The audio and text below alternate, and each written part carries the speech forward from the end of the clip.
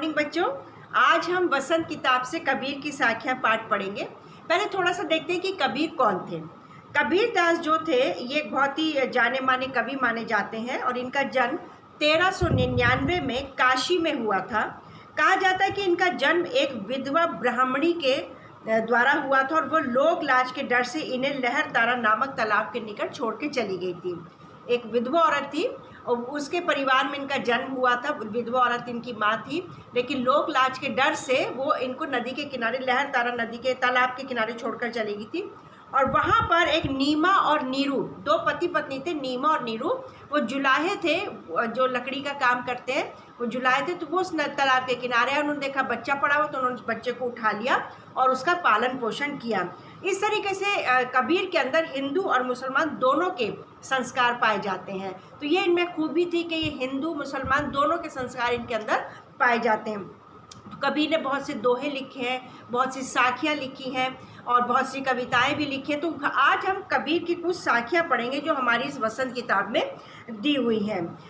कबीर की साखियाँ जो है, इसमें हमारे पास 5 साखियाँ दी हैं। उन 5 साखियों को मैं, एक साखी 2 लाइन की है, तो पहले 2 लाइन बोलूँगी, उसके बाद उसका अर्थ बताऊँगी, फिर 2 लाइन बोलूँगी, फिर उसका अर्थ बताऊँगी। ठीक है।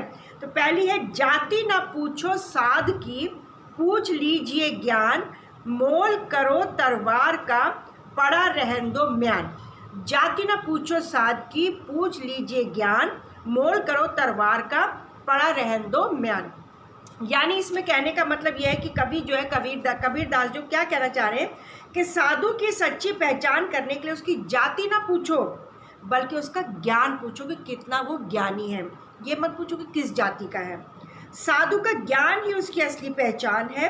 कबीर दास उदाहरण देकर अपनी बात स्पष्ट करते हैं कि मूल्य तलवार का होता है, ना कि उस म्यान का, कि जिस म्यान में तलवार रखी जाती है। तलवार एक म्यान में रखी जाती है ना, तो वो कह रहे हैं कि मूल्य तलवार का होता है, ना कि उस म्यान का होता है जिसमें वो म्यान में तलवार रखी जाती है।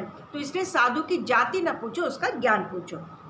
दूसरी साखी है, आवत गारी एक है, उलट उलटत होई अनेक, कह कभी नहीं उलटिए वही एक ही एक।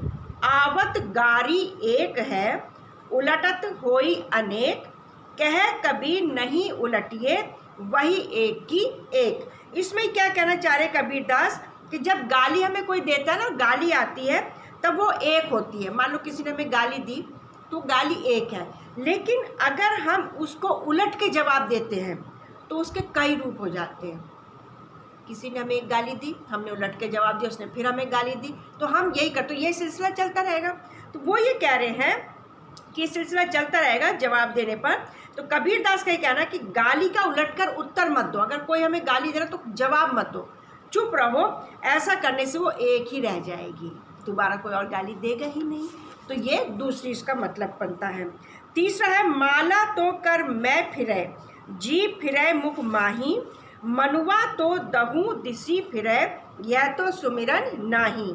माला तो कर मैं फिरे, जी भी फिरे मुख माही, मनुआ तो दहु दिसी फिरे, यह तो सुमिरन नाही।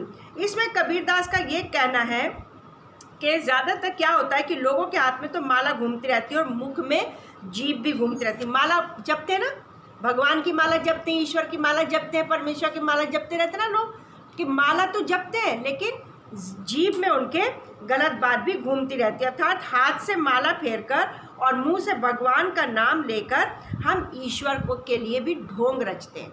यानी हाथ में माला है और मुंह पर गंदी बात है ज़बान पे, तो इस तरीके से हम ईश्वर को भी के सामने भी ढोंग रचते हैं। इसका कारण यह है कि उस समय भी हमारा मन चारों दिशाओं में घूमता था, हम एकाग्रचित्त नहीं होते। इसे प्रभु स्मरण नहीं कहा जा सकता। इसको हम ये नहीं कह सकते कि हम प्रभु को याद कर रहे हैं, कि माला हाथ में लेकिन ज़बान गंदी है, तो ये हम ईश्वर को भी धोखा देते हैं।